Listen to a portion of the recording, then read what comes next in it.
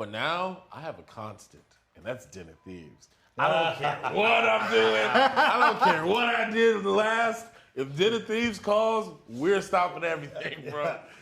You gotta be loaded. Isn't it enough? It'll never be enough.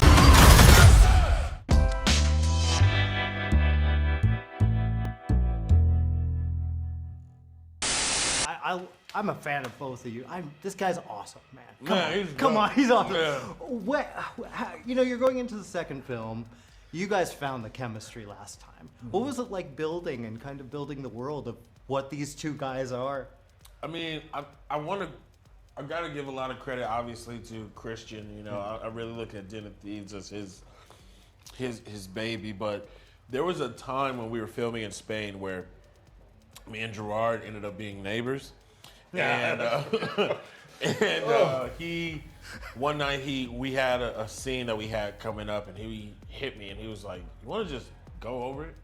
And then so I go next door, and we're going over the scene, and then that kind of turned into conversation, and then from conversation we're like giving each other deep stories about each other, and then it was like, Gerard's pretty chill.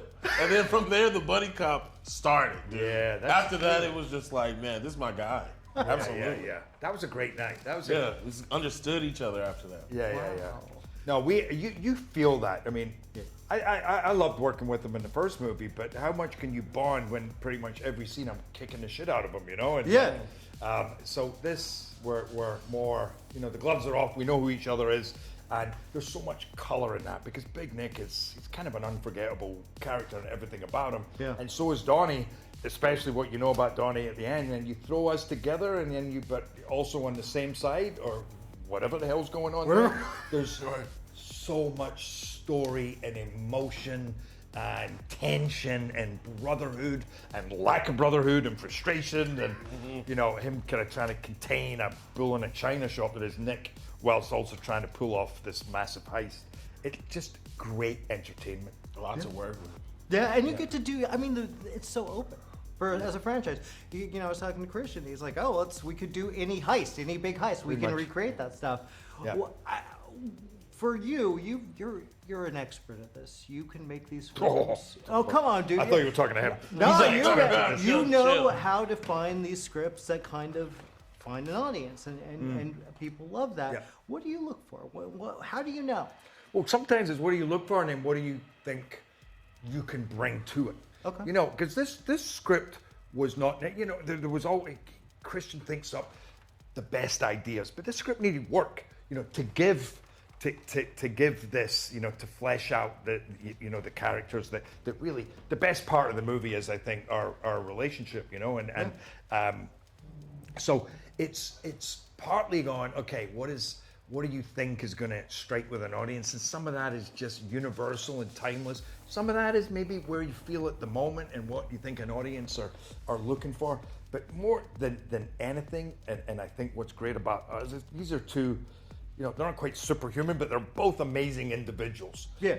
But they're both imperfect as well. And there's a lot of humanity to them, right? So we can have a blast with them, but there's also pretty much a good chance they're going to mess things up, and they're going to, there's going to be some mistakes made, and that's relatable, right? So you can go on these crazy journeys with them, but as an audience, you get what we're going through, and you're watching our relationship and our friendship, or our lack of a friendship, all of that, and you get it. So you're emotionally invested. That's what I love. Yeah, that's what I think I would say if there's something to look for in a movie, is that connecting, affecting. Yeah. Yeah, I mean, obviously, you become neighbors, you become friends. That's going to show on screen. Right, yeah. Well, I mean, you've been doing this for a while. What do you look for? I mean, this has obviously become a big hit for you, and you're having fun with this amazing guy. What about you?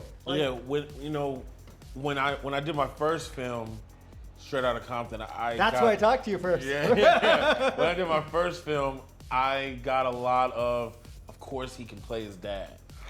So like that bothered me because I was like, I went to film school, dude. Like I was at USC. Like, hold on, bro. And then so after that, I kind of had to sit my team down and was like, listen, anything that we do, the next thing has to be night and day. Yeah. It has to be polar opposite because I want to show versatility out the game. So, you know, we had the Universal Studios film, and then we went the indie route. After that, we went action with Den of Thieves. After Den of Thieves, we went sci-fi with Godzilla. And so, like, I've always tried to, like, show that versatility, but now I have a constant, and that's Den of Thieves. I don't care what I'm doing. I don't care what I did in the last. If Den of Thieves calls, we're stopping everything, bro. It's time to go. It's time to get back to work. It's time to get back to Donnie. So, like, this is the only thing that'll break my pattern that I've been doing when I choose scripts. Because if I do an action film and Den comes a knocking, I gotta go do Den, bro.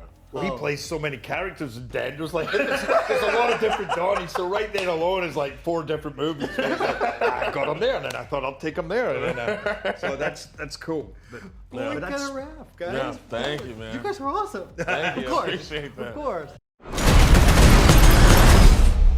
And the cop goes gangster. On sort du zoo comme le titan bestial. Le diable est dans les tonnes et dans les détails.